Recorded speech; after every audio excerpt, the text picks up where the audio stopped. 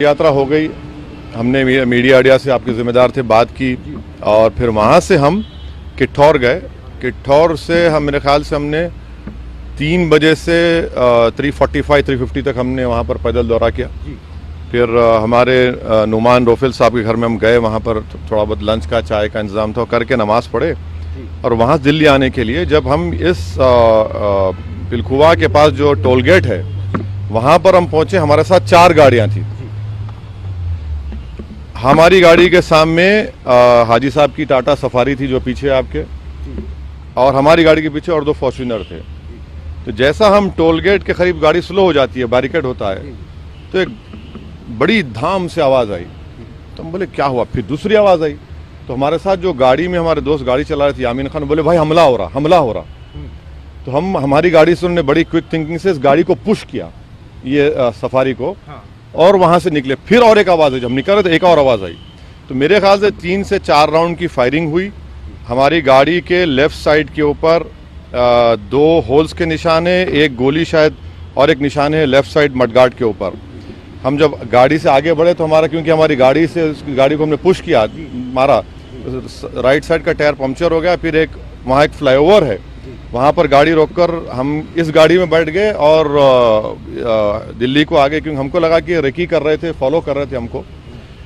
हमारे जब ये हमला हो रहा था, हमारे पीछे जो फॉर्च्यूनर थी जिसमें हमारे एक्स मेयर माजिद थे, उसके ड्राइवर ने एक शूटर पर गाड़ी चलाई, चढ़ा दी एक पर। जो रेड हुडी पहना था, 2 लोग थे, रेड हुडी पहना था, एक व्हाइट जैकेट। तो जो रेड हुडी पहना हुआ था उसके ऊपर गाड़ी चलाई, उसके पैर पर चलाई, वो गिरा।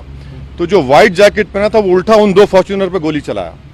तो अब हमारी थोड़ी देर पहले एडिशनल एसपी वहाँ से जो हैं जिम्मेदार, उनसे बात की। उन्होंने कहा कि हाँ सर, आर्म्स जो इस्तेमाल है वो भी मिला, हथियार भी मिला, और एक शूटर पकड़ा भी गया। तो हमारी इलेक्शन कमीशन ऑफ इंडिया से ये गुजारिश है कि इसकी इंडिपेंडेंट जांच करवाई जाए, और ये कौन है लोग, किसका दिमाग है इसके पीछे, और आखिर क्यों ये हमला हुआ, किसने ये कॉन्स्पिरेसी की, ये जानना बेहद ज़रूरी है। सुनिए, और हम स्टेट गवर्नमेंट और मोदी गवर्नमेंट दोनों से ये कह रहे हैं कि ये इनकी जिम्मेदारी है कि वो इंडिपेंडेंट जांच करवाएं, और इसके पीछे दिमाग किसका है। आखिर ऐसे कैसे हो सकता है कि टोल गेट के ऊपर ये लोग 4-4 राउंड फायरिंग एक सिटिंग एमपी के ऊपर करते हैं।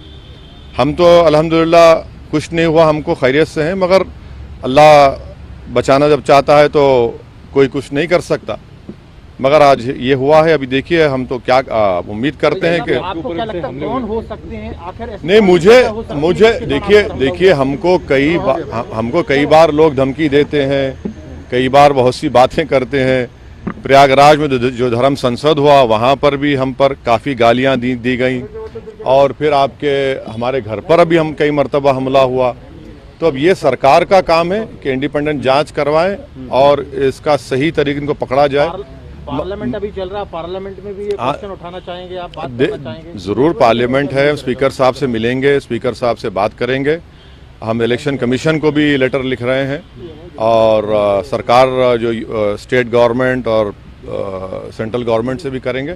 मगर अल्हम्दुलिल्लाह अल्लाह करम में खैरियत से। ये ना सिर्फ कंडेमनेबल है, बल्कि तो सबको सोचना पड़ेगा कि आखिर ये कौन लोग हैं जो इतनी हिम्मत करके गोली भी चला रहे हैं और ये सब हरकतें कर रहे हैं। सर, इलेक्शन से ठीक पहले ये सब दर्शाता है। हाँ, इलेक्शन से ठीक अब नहीं मालूम मुझे, अगर ये लोग, ये मारने वाले अगर ये समझ रहे हैं कि हम पीछे हट जाएंगे, हम डर जाएंगे, हम शुरू दिन से कह रहे हैं कि जब तक हमको अल्लाह जिंदा रखेगा हम जिंदा रहेंगे, जिस दिन हमारा वक्त आएगा हम चले जाएंगे।